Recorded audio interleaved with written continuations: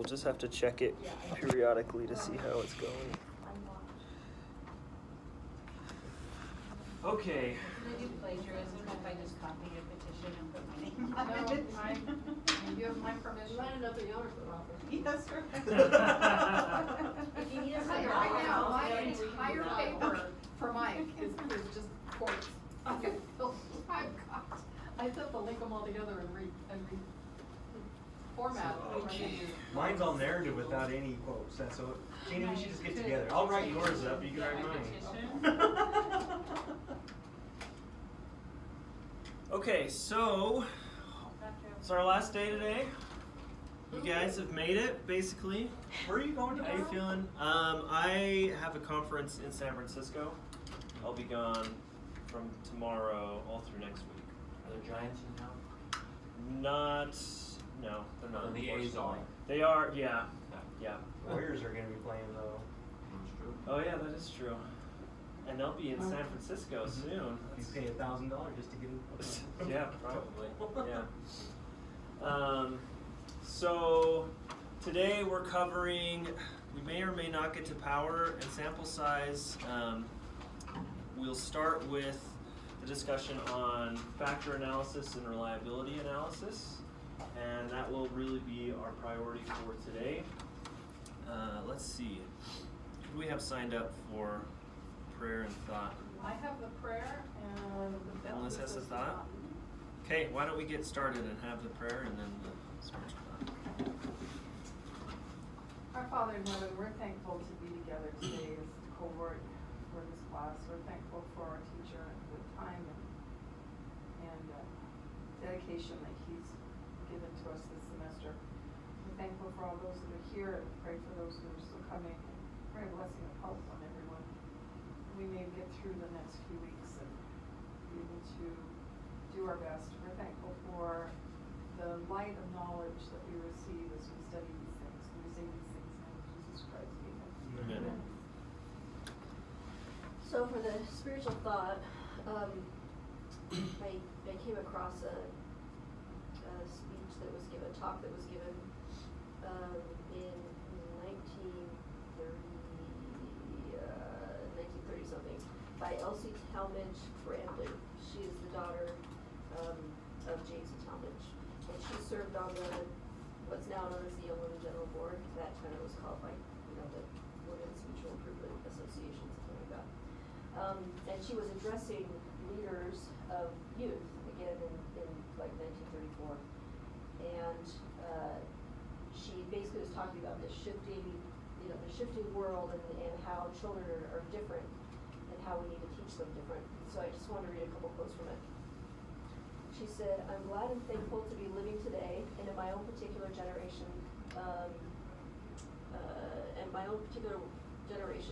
of three now working in MIA, which is Mutual Improvement Association, for we have an older, more experienced one to lead us and with their wisdom and a younger one to fire us with enthusiasm and energy. We have both of these to help in guiding us past our own individual problems into the almost frightening ones of the new day. To deny the fact that we are facing a new day is to close our eyes to the world about us, to prove ourselves blind and deaf to sights and sounds so significant that an intelligent mind not only must admit them, but must integrate them into the shifting, colorful pattern which is life just ahead.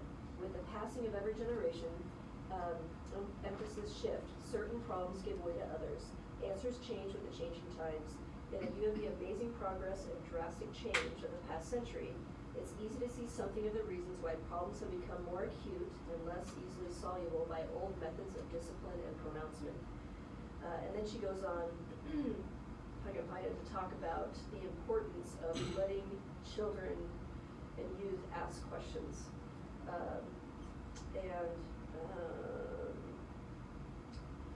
Consider again the many new ways of life which are today presenting themselves for understanding and incorporation into a new system. And I would say let's think about our students as we're listening to this, the students that we're hopefully educational leaders of. Politics, economics, technology, science, education, social welfare, recreation. Any occasional misunderstanding between youth and maturity might be one chiefly of orientation, of finding orbits in the new system. Maturity goes hand in hand with youth in meeting most of the changes in fields of invention. of discovery, of scientific advancement, of recreation and vocational training, and many of the new applications of accepted religious truth.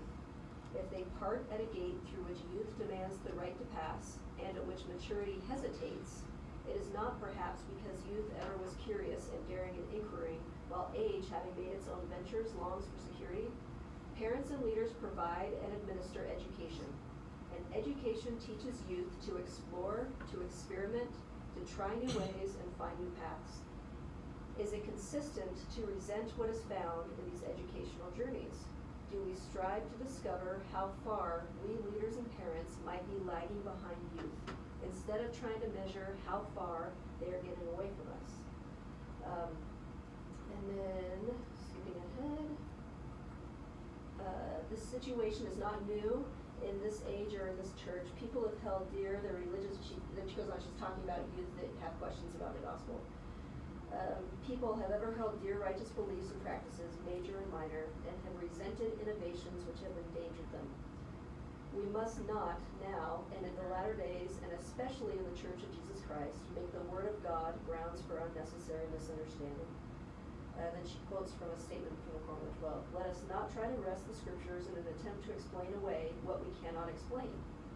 The opening chapters of Genesis and Scriptures related thereto were never intended as a textbook of geology, archaeology, earth science, or man science. Holy Scripture will endure while the conceptions of men change with new discoveries. We do not show reverence for the Scriptures when we misapply them through faulty interpretation. And then one more quote.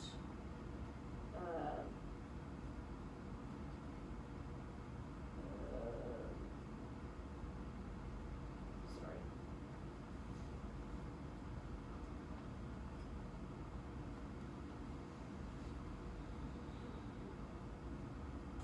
Talking about the youth, their very eagerness is to do so is indicative of their interest in different passiveness would be death. But this intensity is like, youth must be converted personally. Only on the strength of a converted youth can this church realize its high and glorious destiny. On the other hand, youth must admit the fact that it accepts much without criticism and doubt. Fruit is eaten without knowing botany. Stars are loved in ignorance of astronomy. Telegrams are sent with no knowledge of the Morse code. Love and friendship, home and books, and nature become dear and of great value with little attempt to explain technical reasons. Let us not encourage youth to segregate religion as the only phase of life upon which to concentrate doubtful inquiry. Let us help them to see that they accept certain conditions with no stronger proof of their doing so than that they provide joy and hope and faith and courage. Can they not accept religion up to a certain point with the same composure? Anyway, she goes on and on and on, but I thought that was fascinating. This again was in the 1930s, and she is talking about youth that are a changing generation and how we can't teach them the same way, and the importance of recognizing in ways where youth are leading the way, and then in other ways of helping youth understand where wisdom and experience leads the way. And I just thought it was just prophetic, and again talking about the time, but thinking about the youth that we are leading today, and for us to ignore that this generation is a different generation would literally be covering our own eyes, and so I'm grateful that we're in a program and in a cohort where I don't think we're doing that. I think our eyes are all wide open, and we're trying to challenge our own assumptions. I think we're trying to challenge each other's. We're trying to challenge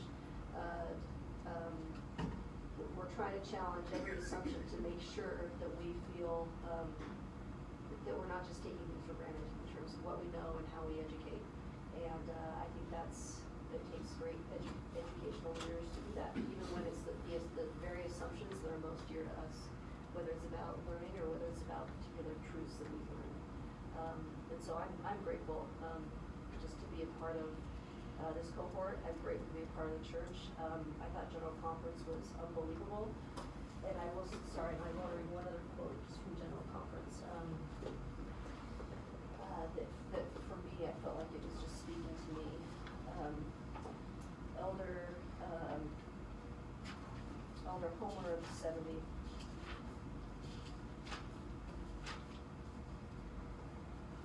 He said, he was talking about the different, at critical moments in our lives, we'll hear competing voices vying for our attention. And I think of our students and our youth, and then they're hearing that. It's critical that we listen to the correct one. If we spend too much time in faithless places, and we will lose our faith. Many voices will invite you into the cynical fringe. Keep yourself in the gospel center where your Savior resides.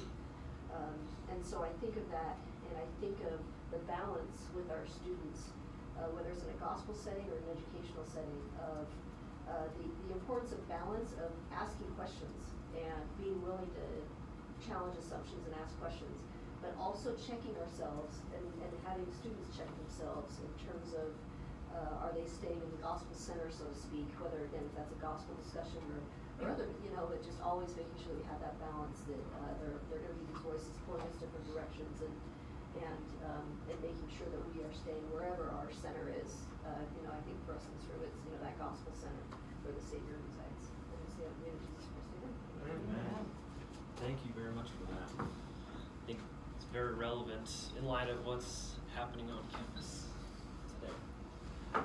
Okay, so I just saw Janie's slides that she has open, which reminded me that I had not yet put an updated version of the factor and reliability analysis slides on, so I just changed those. So download the new current version they're marked here, 2nd of April 2019, under the March 23rd class date. Okay, so while you're doing that, why don't we talk really quickly about any administrative things. So we have no more problem sets. The last two things are the take-home final and the research protocol. So are there any questions with respect to either of those? When will we have access to the problem set? So the take-home final we will discuss towards the end of class today, and so tonight you will have access to that, and we can talk about it a little bit then. But basically, just a quick reminder of what that looks like. It will be very similar to the problem sets that we've had so far this semester. They are open notes, open book, open resource, but not open neighbor. So yeah, no phone a friend, no phone a Janie. So it's on your own. Okay. Can we ask her hypothetical questions? I just realized that, I might be out of town. I hadn't submitted my problem set for it, due at 4 o'clock. Oh, I didn't even. Okay. Send them to me when you Just can. email it to you? Yeah. Okay. Cause I have one question on it that I was just I gonna did ask. too, but. That's why I was gonna ask the question and then if I had an update. Oh, If okay. not, it's okay, I can just send it to you. Sure. Do you want to talk about any questions on that problem My set own- now? I would like to. I have my one question is on standardized coefficients. Okay. Are we able to tell if that's a big effect or not? Like if it's, 0.104 versus 1.124. Yeah, that's a good question. Because that's one standard deviation away versus 0.1. But if the sample size was so big, that's not going to be. Is that not saying that right? So How do we know if that's There's- actually big or not? I'm not aware of like a standardized set of benchmarks like we've had with the typical effect sizes. Uh-huh. That'll tell you this is a small, medium, and large. But maybe as a rule of thumb, anything greater than 0.5 for that beta, right, the standardized coefficient. Uh-huh. I'd say 0.5 and above is usually pretty good. So is it fair to say, as I did in my homework, if something was 0.1 of something, that probably didn't have the large effect? Yeah, Is that, I can think, say that? yeah. And like I said, because I don't know that there's a good standardized kind of structure. It might be somewhat dependent on the data that you have. But yeah, in my experience, I think I would say yes to that. I would agree with that statement. If you see something at 1 and above, That's a whole standard that's really deviation big, away. right? And keep in mind that different from things like the correlation coefficient, we can have values over 1 here, right? Yeah. That would be a Because really it's- big effect. It's more than one standard deviation away. Yeah, it's saying that if we go up 1 standard deviation in Yeah, our number. independent variable, that we're raising the outcome by more than 1 standard Yeah. deviation. Okay, good question. Other questions that you still have on specific to problem set 4 or on regression in general? Mike said he'll never look at baseball the same again. Regression. I'm not looking at statistics the same ever again. I'm questioning everything. There you go. Good. Yeah, it is true, it's like the more you know, the more you question the validity of things, and it's like, In fact, when I was doing something for Mike's class, for just looking at some research thing, and I saw what was it, an R square of like 0.10, 0.10. I'm like, this is published? Come on. Yeah, exactly. Yeah. So I thought, well, if this is published, I mean. Yeah. Yeah. So, I've got a question then on because you had the comprehensive written exam, and you had the Yep. take-home final, and each were worth 19% of the grade, how will you fold in the 19%? So we'll just have the take-home exam be the full final grade. I would like 19% for participation. I like Cameron though. Yes, Cameron is better. I do have a question. Yeah. I kind of asked you this, but I got maybe it was more not everyone. But on the number 4, I could never do it because you said like it wouldn't let me. My SPSS, I had a problem. It wouldn't let me convert it to the BBB and switch it over to recode it. Okay. It kept saying error. Okay. So I could never, and I think I emailed you, but maybe I didn't explain myself well enough. Well, I couldn't find, because you said you did it, but then I couldn't. did you re-download the data set from Learning Suite? Yeah, well, Because I had put yeah. Okay. well, there's so, maybe I just didn't do it right. Yeah, because I had added a new variable or a new data set with the variable for the fly ball on there. Okay. And so, I mean, for the sake of the problem set, we can talk about that Okay. separately and how to handle that. That's fine, I won't. I'm trying to remember. I don't think for the final you don't have Do to that. use that create dummies Okay. function. You will have to filter on one of the questions. I think one of the questions asks about gender, and you're supposed to do the analysis for girls only. So you have to do that, the data select cases, but you won't have to create your own dummy variables using that function. Yeah, it's on the schedule for March 23rd, where we have the factor analysis stuff. Can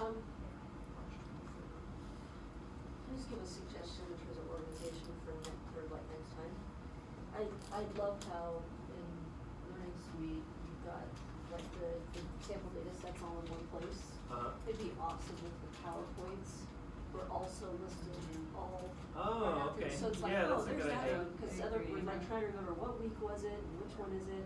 It'd be awesome if they were all just like. Yeah, I appreciate that. I think that's a really good 10 of them. suggestion.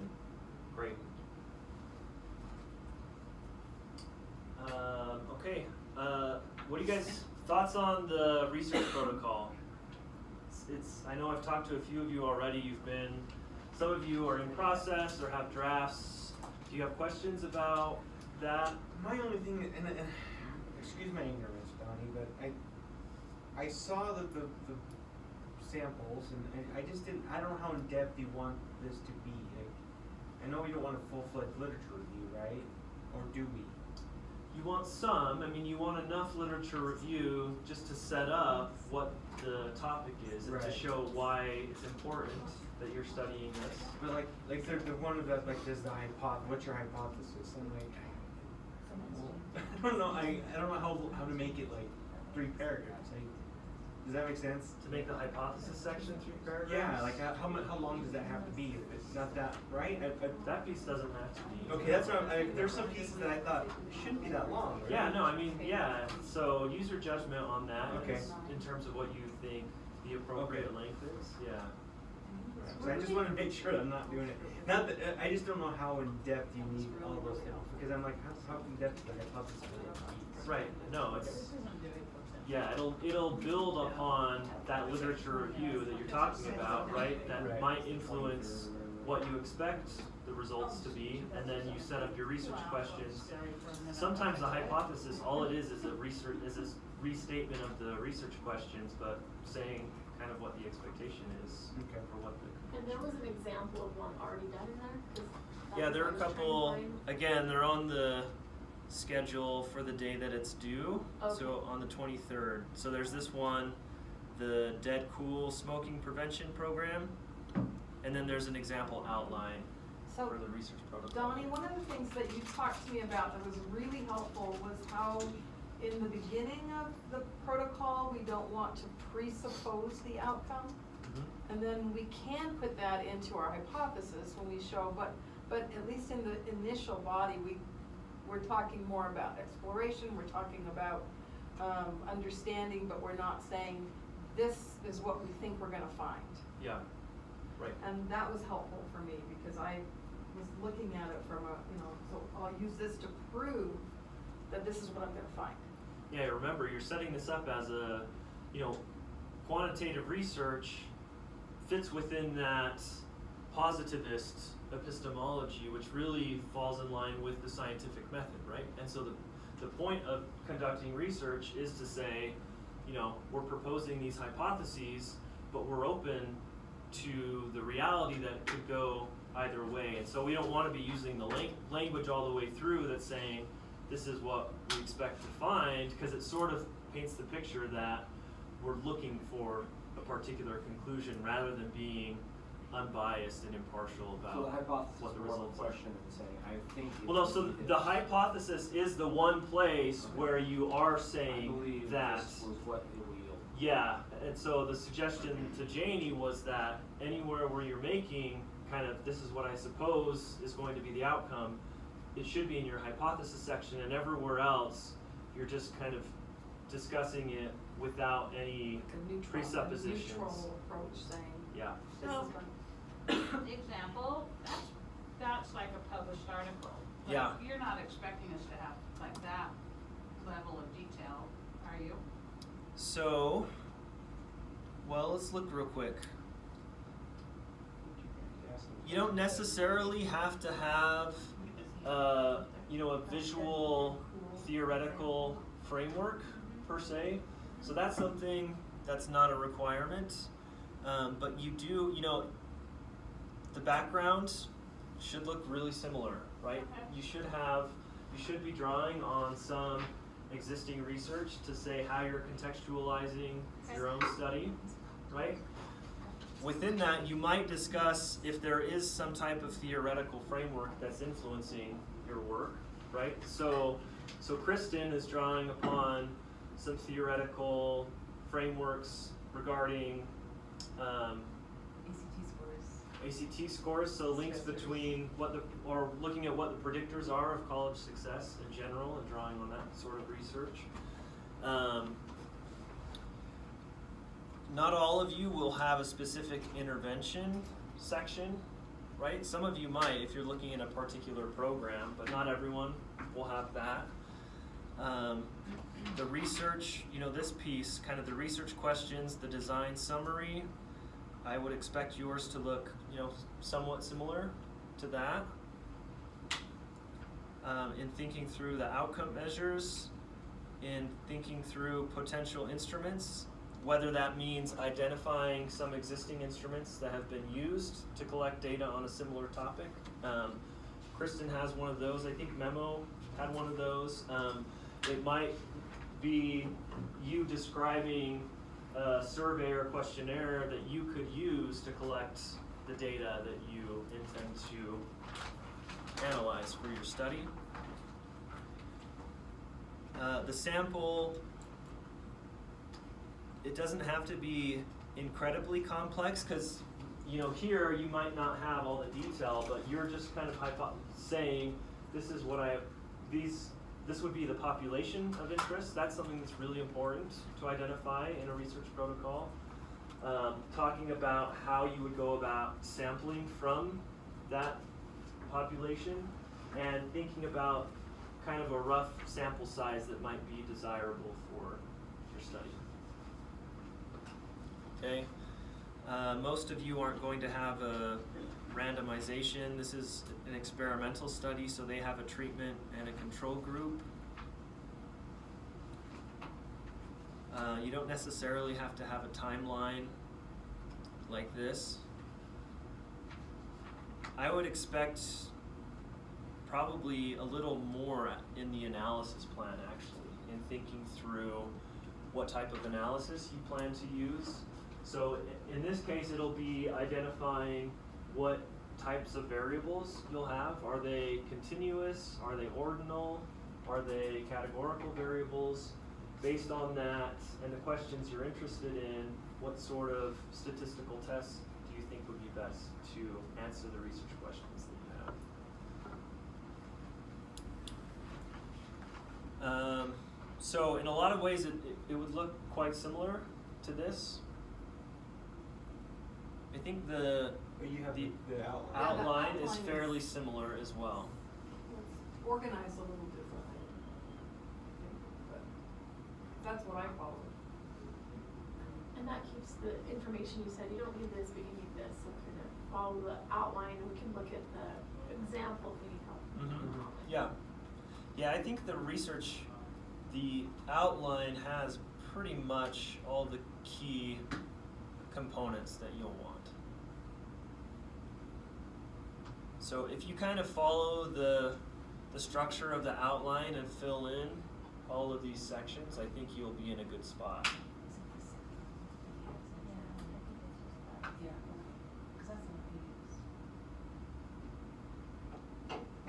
Okay, so how do you feel? Is that helpful?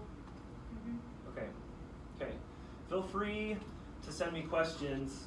I won't physically be here, but you can email me next week, and I will get back to you. Okay. So, and I realized that I made these due on the 23rd, which technically is, I think, a day before the end of finals week. We could change that to the 24th of April and just give you an extra day. So that'd be helpful. Just because of Easter sake. Yeah. Midnight on the 24th. Oh, I know, you Yeah. should move that 19% to the submission of student ratings. Yeah. There you go. That's even more. That's even a bigger Now task. you're thinking. Yeah, there you go. Maybe if I could see what your ratings were. No, you see, that's what I'm saying. You want a screenshot of I can tell you, I've done it. I can tell you what I said. Yeah, so I'll get that changed. So we'll have it due the 24th. What grade do we have to get in order for it? Does it have to be a C? So you have to have I think it's a B- for the class to count towards the program. Pretty sure. A what? I think it's a B-. Would, in full honesty, if our work merited like a C, would we actually give it a C, or would Shut up. you come to us and just think about it, let us figure out what we need to Yeah. that's kind of helpful, you know, like if my mom. Okay, You would have Just to to like, understand be the aware concern that Yeah, I'd be willing to work with you guys. That's not to say No. that, don't do anything. Like we completely It's not like we have forgot. to wait 2 years and do it with the next cohort. Right. It's actually a true statement. I thought that All right. I think you'd have to just not show up. I mean, seriously, to. Well, and Yeah. right now, all your grades are quite high. I'm an easy grader in general. Well, the slides are really helpful. Yeah, but you They're also really believe in the helpful. bell curve, so. Not for student grades. No, I don't. That's not my philosophy. No. He just understands it. He just understands it. And we tend to have inflated grades in the McKay School and in our department in general. So we're not afraid of high grades for our students. Yeah. Just do your work. Yeah. Is that what you're saying? Yeah. And you'll be a And let me nice know grader on the if- final. what? So you're gonna be a nice grader on the final, because I think we really have depended on each other. I know I have. So Donnie, my biggest fear is like, all right, here's the scenario, homework. which Yep, test, same. which model do you run and so forth. Yep. What if you go down the wrong rabbit hole, Yeah. you do the wrong thing and you, I mean, that That's gonna just kill it. I messes worry you that's up. my biggest Yeah. fear. is So- all the road tests. The way that That's I true. do the scoring is that, so for example, one question will be worth 10 points, okay? And of those 10 points, 2 of them, 2 or 3 are determined by whether or not you choose the correct statistical test. And if you choose the wrong test from the start, you'll lose those 2 or 3 points, but then I'll score the rest of the question based on the test that you actually ran to see if you did it correctly. Yeah. So you want to get them right. You know, you want to choose the right test because you'll get more points that way. But it won't be It's not a a fail. completely all or nothing Thank you. thing. Yeah. And if we choose to run several different tests just to cover our bases. Could be this one, Good this one, question. it just That's depends on events. actually a Random really good events. question. This one or this one, But if I because went this way. you can answer the same question in several different ways. So that's a different matter, but you know, you don't want to be, for example, you don't want to be doing a study and say, well, I didn't know what was the right test to run, so I just ran them all, and maybe one of their answers is right. Right? Anthony. So yeah.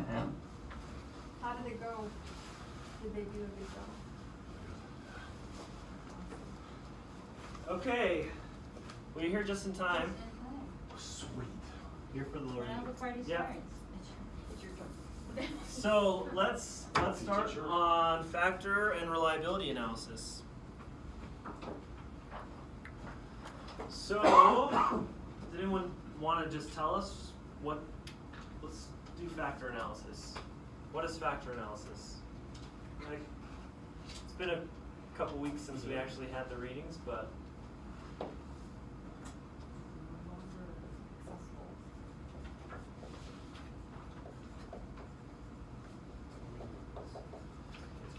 I'm going to look more at Jody, Kristen, and Liz because, you know, I've worked with you guys a little bit Okay, on that your helps. data. Thanks. I'm like trying to blink. I'm like, So think about the surveys Yeah. that you guys did and what you're trying to that's do, or what you're trying to measure Yeah. with the surveys that you Is that designed. when we had our, like, the young women and we had our personal progress, and that was a factor that was made up of multiple things, and then we wanted to just look at the one score out of that factor? Yeah, exactly. So in well the said. Well, that's the only reason he had told me I knew it. Like, I remember this. so in the survey that you guys designed, what is it that you were trying to measure?